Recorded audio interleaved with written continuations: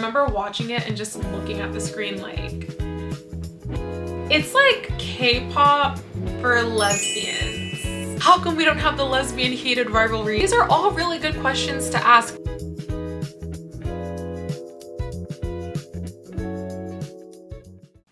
Hi everyone, welcome back to my channel. The other day I uploaded a video titled Lesbian Loneliness, talking about my journey of how I have been navigating the loneliness that comes with being a late blooming lesbian. So far that's being really positively well received, so I thought that it would be really good to talk about some of my favorite lesbian media. That is kind of the #1 way that I was able to get some comfort in this season of my life, because everyone doesn't live in a major city. Some of us are in the suburbs, some of us are, you know, we have very homophobic family, or we don't have any queer friends.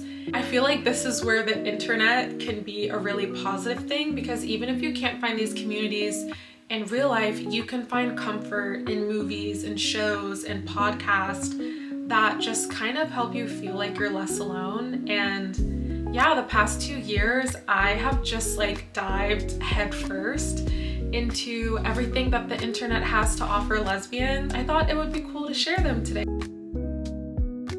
The first lesbian films that I think I ever watched were Pariah, and of course, blue is the warmest color. I know that is such a controversial movie for some people. That one is just solidified in my mind. I remember watching it and just looking at the screen like I really love the actress that played Emma. Her name is Léa Seydoux. I'm probably not pronouncing it right. She's French. I think that she is such a phenomenal actress. I've watched quite a few films that she has been in. If you're looking for a show, I think Orange is the New Black is a really great place to start. How many seasons did they have? I think they had 8 seasons. Let's see.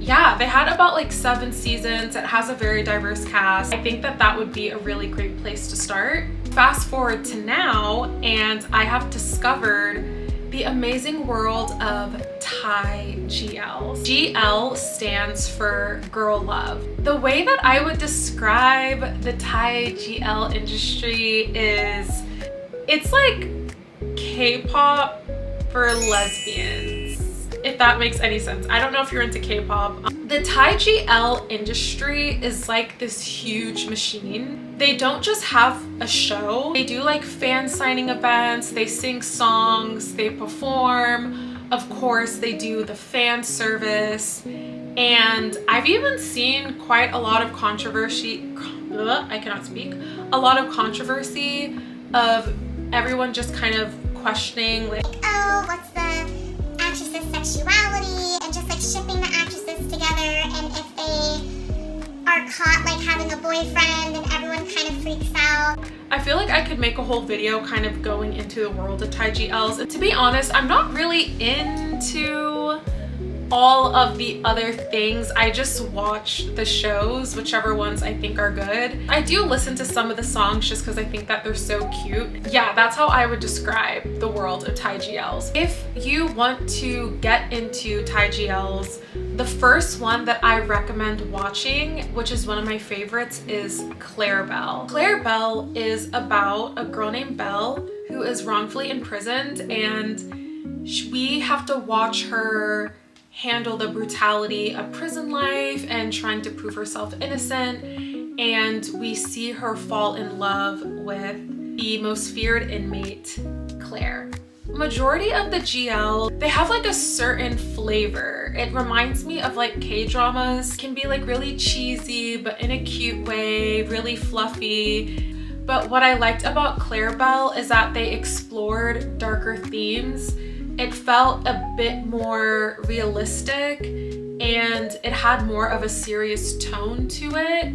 I also loved the cinematography, of course, and I felt like the storyline was pretty strong. Hoping that after Claire Bell, there will start to be more GLs that are not just about the romance. It's not heavily centered on the romance, but that there are other things that are also going on. I love a good romance here and there. I think having a GL that is more of a mystery or a thriller, just darker themes would be super cool to see, and I feel like Clarabelle is the first start of that. I also recommend checking out The Loyal Pin, Blank the series, and I'm currently watching one called Love Design. These have kind of been like my top favorite. I really loved The Loyal Pin. It was a period piece. Blank was a bit controversial just because of the age gap between the two actresses. The actress Faye, who played the older actress,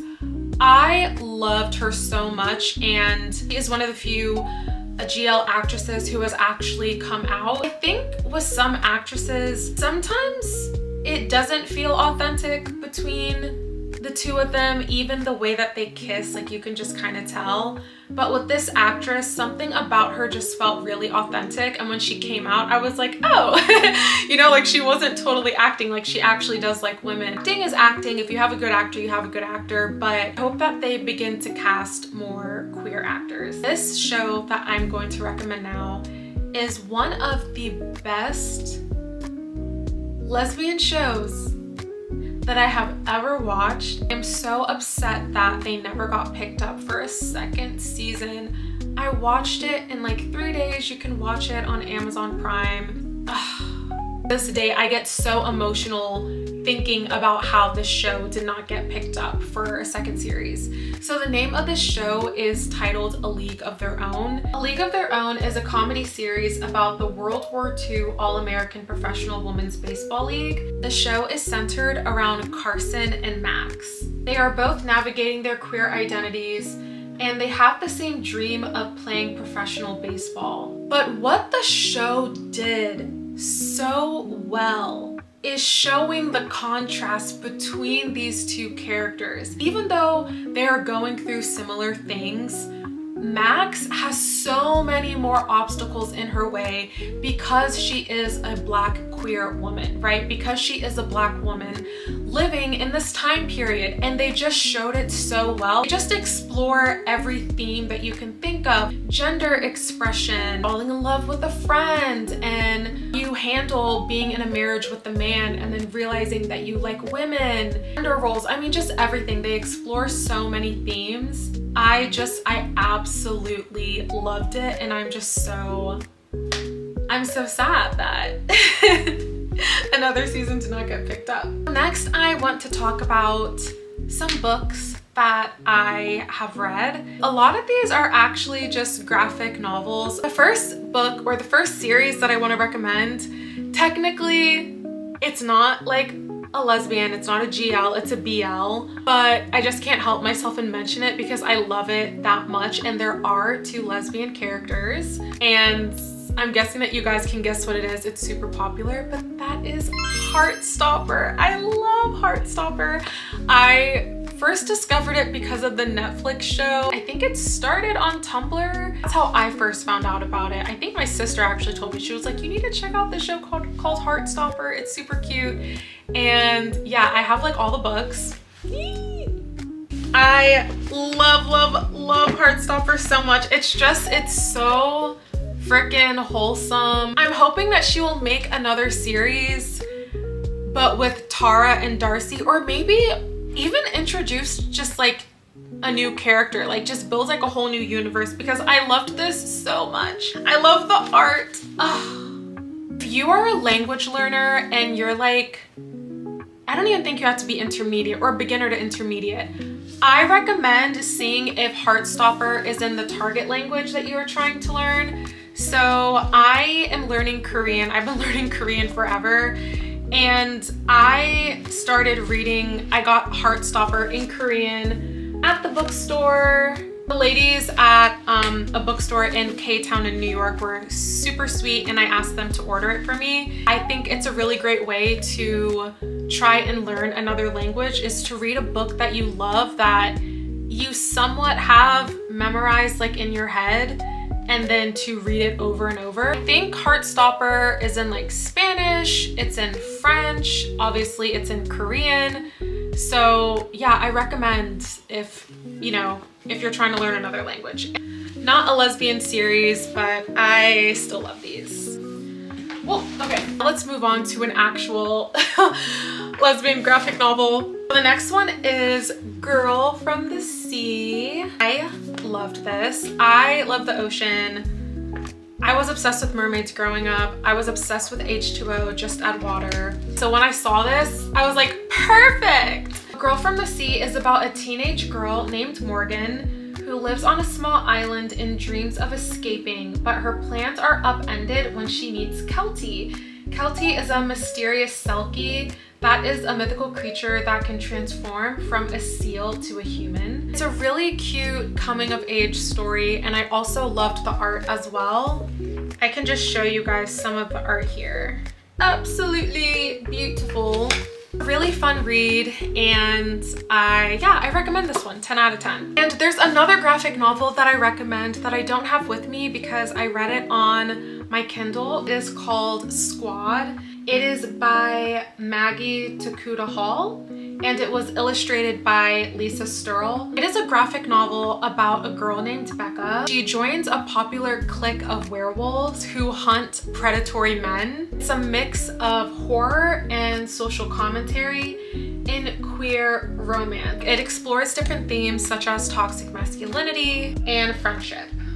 Okay, I think it's starting, the sun is really starting to set now, so I need to wrap this video up. Those are some of like my favorite books and my favorite movies and shows. I think what I'm gonna do is I'm gonna make a documentary for you guys. I'm gonna make a document for you guys of just my favorite movies, shows, books, and podcasts, and yeah, just like YouTube channels. I will make a part 2 to this video. Like I said earlier, I think that when you're first coming out, that it's just really good to sit with it. I know that a lot of us do not have access to, you know, a community immediately. It's just something that takes time to build, and I do have a love-hate relationship with the internet, but I really feel like this is where the internet can play a really good role, and you can just like watch your favorite shows and watch books. I think that representation is so critical.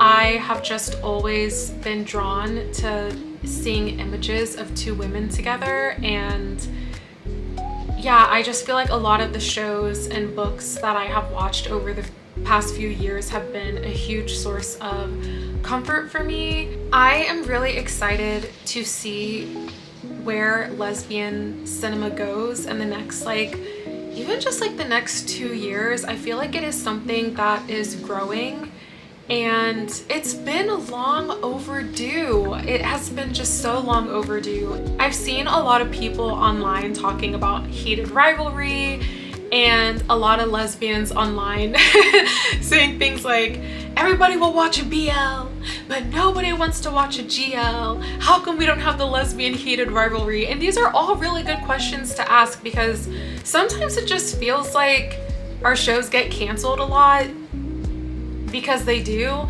and they don't get picked up for a second season. Hello, like, I didn't even mention this one, First Kill. I think The Queer Ultimatum has been canceled, so yeah, it's really annoying, but there are some really good things out there. Yeah, I'm looking forward to consuming even more. But yeah, I just wanted to share this with you guys. Like I said earlier, I'm gonna make a document, and if it's not in the description after I post this, I'm probably just still making it, and then I will link it below. And yeah, I hope that you guys enjoyed this video. I am gonna be making a part 2, and I hope to see you guys in the next one. Bye.